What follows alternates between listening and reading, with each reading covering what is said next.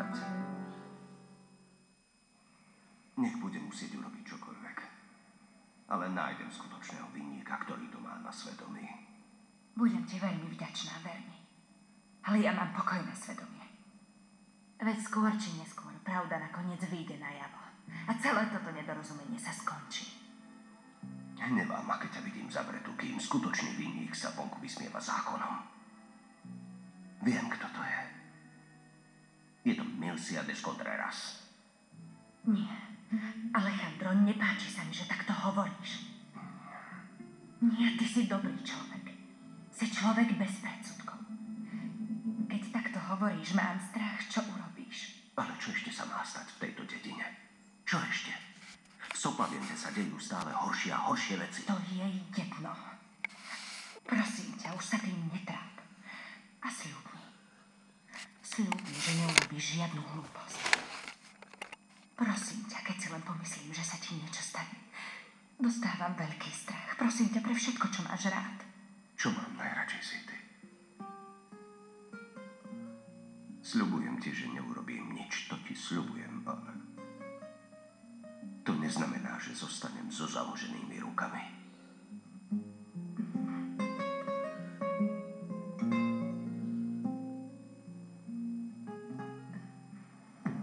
Toto je úplne šialenstvo, Debora.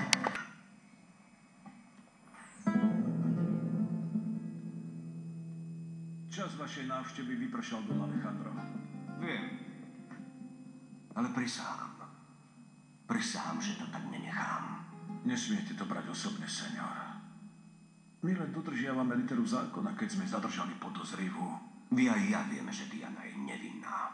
Tak ako vieme, že tu sa zákon prispôsobuje vašim záujmom. Vážte svoje slova. Nemám čo zvažovať. Nebuďte hlúpi, najprv to bola Emperastou jej pôdou a s otráveným krmivom a teraz zasa Diana. Tak poprvé, to so seniorou Emperou nie je vyriešené, lebo vyšetrovanie sa neskončilo. A po druhé, túto senioritu Dianu sme zatkli, lebo dôkazový materiál sa našiel v jej taške. A prečo ste nevyšetrili Tobiasovú nehodu? Ako hovoríte, Don Alejandro, bola to nehoda. Bolo zistené, že brzdy auta boli poškodené úmyselne. Ale to nepotvrdil žiadny odborník. Prečo? Prečo? Nebude to tým, že vaša administratíva nemala záujem vec prešetriť. A teraz vám niečo poviem. Nebudem sa prizerať, ako sa tu páchajú neprávosti, jasné? Ak sa ešte niečo také stane, prisahám na Boha. Alejandro, mali by ste sa upokojiť. Môžem vás uistiť, že všetky neprávosti, čo tu spomínate, budú náležite vyšetrené a objasnené čo možno najskôr. Veď práve preto som tu ja. Ale žiadam vás o láskavosť. Doprajte mi trocha viac času a predovšetkým skúste mi dôverovať. Dobre, nesmiete sa na mňa hnevať, ale čas stretnutia seniora Alejandra so senioritou Dianou vypršal. Prosím vás, aby ste ich hneď odišli.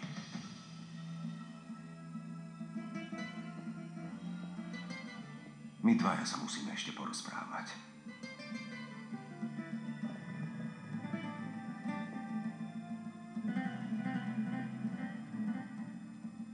Maj sa.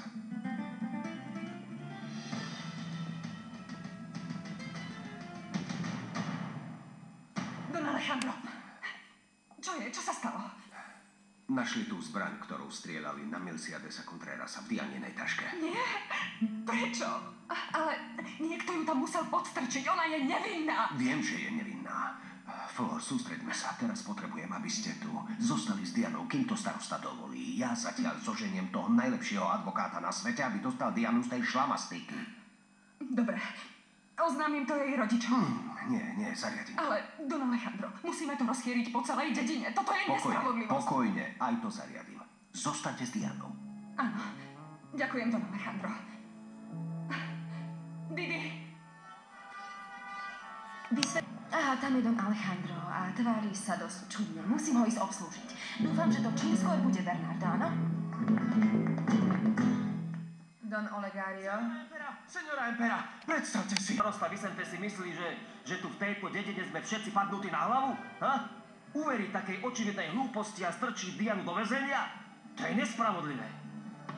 Dobre, myslím si, že nemôžeme zostať so založenými rukami. Takže čo? Neviem. Vieme, že je to nespravodlivosť. Treba niečo robiť. Nuž tak tam poďme a požadujme, nech sa začne skutočné vyšetrovanie. Povedal som to starostovi a poviem to aj vám. Dostanem sa až ku koreňu tejto veci.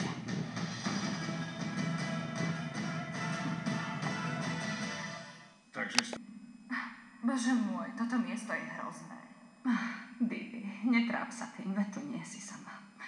Ver mi, že toto všetko prejde. Je to také nespravodlivé. Len pokoj.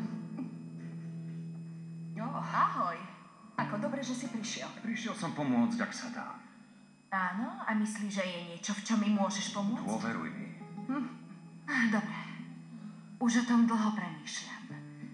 A stále neviem, kto by mi mohol chcieť uškodiť. Isté, keď vezmem do úvahy všetko, čo sme spolu prežili v poslednom čase na haciende, tak... Áno, už odkedy sme prišli. Veď ty sám si svedkom. Sú len dve osoby, ktoré mi mohli chcieť ublížiť. Myslíš na Kamilu a Elenu? Nie. Myslíš, že to oni ti vložili tú pištoľ do tašky, aby vina za útok padla na teba? Ale nie, neviem. Ako som povedala, som veľmi zmetená. Myslím na 1000 vecí. Diana, to nie je možné. Môžu byť strelené a viem, že strelené sú, ale nie sú schopné takto ublížiť. To musel urobiť niekto oveľa nebezpečnejší.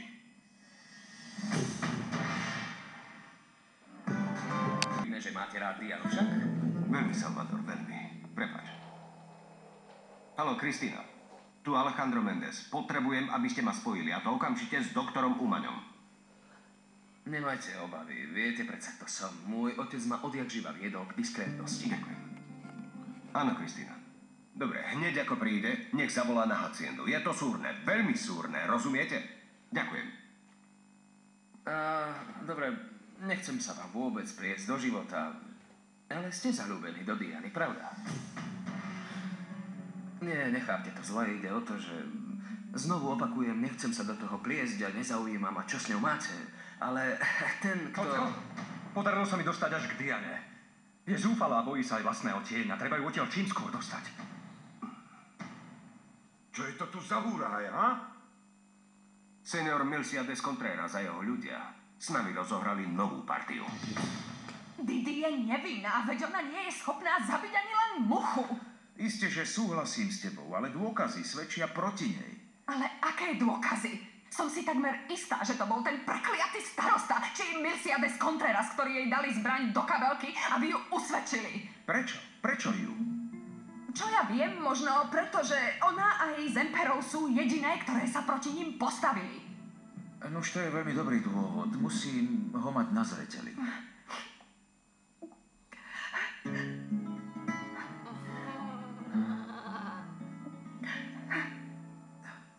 No tak. Nemaj obavy. Urobím všetko, čo je v mojich silách. Aby som objasnil pravdu, čo možno najskôr. Nemaj obavy. Hm?